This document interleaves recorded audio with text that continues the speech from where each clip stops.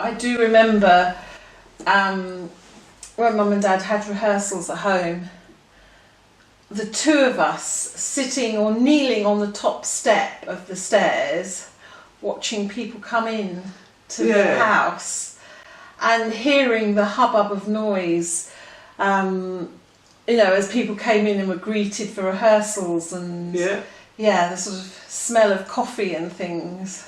Yeah, I remember certainly when they used to sort of have a coffee or tea halfway through, they used to, or someone would come upstairs to the loo, and then the door would open to the sitting room and all this smoke would pour out, because everyone obviously smoked in those days. I can vividly remember like this, the door opening and all this smoke wafting out. Oh my goodness. Someone used to play the piano on occasion, because I could hear it because it was directly below my bedroom. So it was, but yeah, it was always fascinating to sort of hear and see people coming and going. And it felt quite normal. It was sort of, I found it quite comforting actually, to know that the house was full of people when we were going to sleep, and you know that there was something exciting happening downstairs. I don't think there was ever a time where it wasn't sort of busy with either people coming around to socialise or to act or to rehearse, or there was always something going on. But as we got older, I also remember then being allowed to stay up and sit downstairs as long as I was quiet and watch the rehearsal, which was always very interesting because it was really close, so that people were acting and you were sitting very close to them watching the rehearsal. Well, it's unusual to see people changing their character from what you know them as a person, and then all of a sudden they were playing a role.